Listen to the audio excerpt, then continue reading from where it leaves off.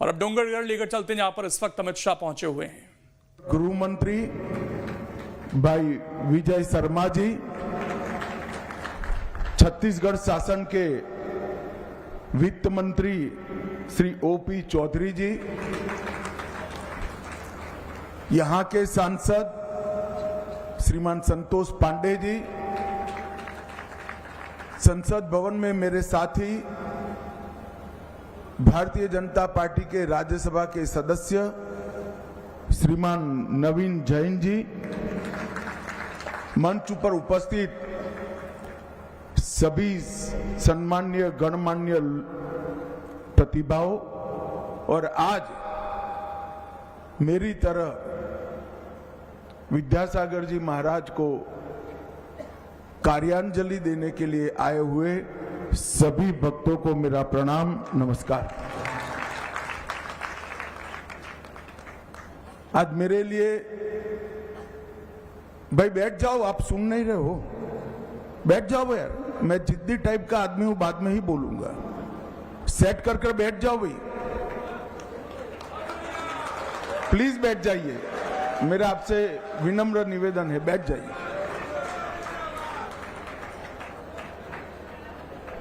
मेरा परम सौभाग्य है कि डोंगरगढ़ की ये पवित्र भूमि, जिसे आचार्य विद्यासागर जी महाराज ने अंतिम साधना समाप्त कर समाधि के लिए जिसको पसंद करा, यही भूमि पर उनके समाधि के ठीक 1 वर्ष बाद मैं यहां उनको श्रद्धांजलि देने के लिए आया हूं।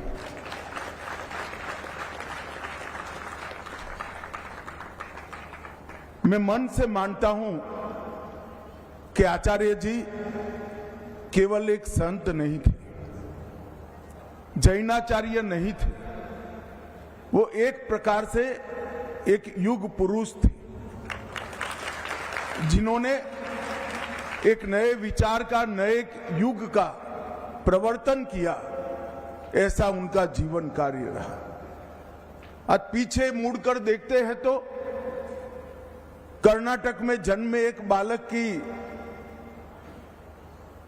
तप साधना से भारत, भारतीय संस्कृति, भारतीय भाषाएं और भारत की पहचान, इसके वो अपने कर्म से ज्योतिर्धर बने और शायद ही ये सम्मान किसी धार्मिक संत को मिला होगा जिन्होंने धर्म के साथ साथ देश की पहचान को विश्व भर में व्याख्यायित करने का काम।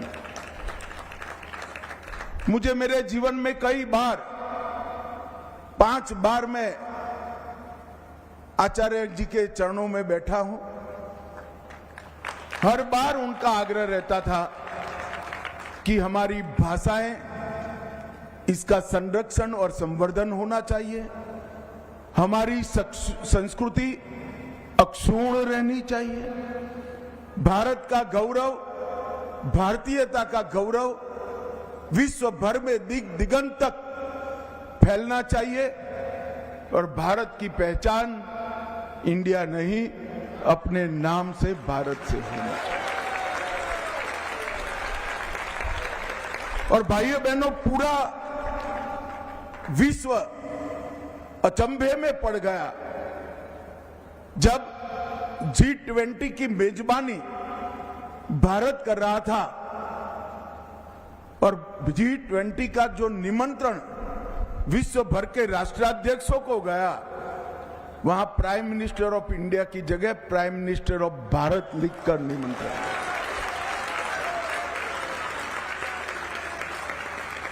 नरेंद्र मोदी जी ने, इस देश के प्रधानमंत्री जी ने आचार्य जी के विचार को जरा भी राजनीति करे बगैर एक क्षण में जमीन पर उतारकर उनके संदेश का अनुकरण करने का था और पूरा देश अचंभित था उस वक्त और देश भर के भारतीयता के भक्त बहुत आह्लादित थे, आनंदित थे। और ये मूल विचार, ये आंदोलन आचार्य महोदय का था। जीवन के अंतिम क्षण तक तपस्या का मार्ग नहीं देखा, छोड़ा। अंत समय में जिन्होंने उनके दर्शन का सौभाग्य प्राप्त किया, वो सभी को मालूम पड़ गया था कि जीवन को पंच तत्व के साथ एकाकार करने का इससे बड़ा कोई रास्ता नहीं हो सकता। शरीर तो क्रूसकाय होता गया, आत्मा का प्रकाश इतना ही दिव्य होता गया। और जीवन के अंत तक इन्होंने अपनी इच्छा शक्ति से न केवल जिन शासन के अनुयायी जैनेतरों को भी अपनी आध्यात्मिक ऊर्जा से मोक्ष का मार्ग बताने का काम किया। धर्म, राष्ट्र और समाज, ये तीनों के लिए जीवन का हर क्षण समर्पित होना चाहिए।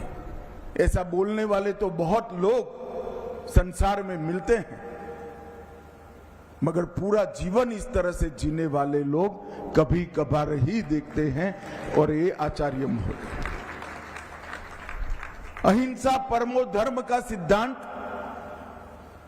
किसी की भी आलोचना करे बगैर समग्र विश्व में आज के समयानुकूल व्याख्या कर प्रस्तापित करने का काम आचार्य विद्यासागर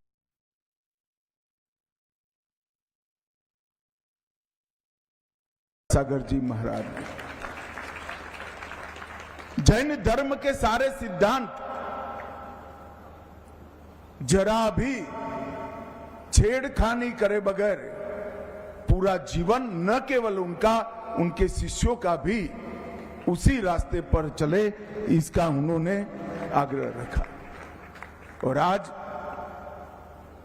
मोदी जी के नेतृत्व में भारत भी वसुधैव कुटुंबकम और अहिंसा परमो धर्म के सिद्धांतों की पोटली बांधकर पूरे विश्व के अंदर इसका प्रचार कर रहा है।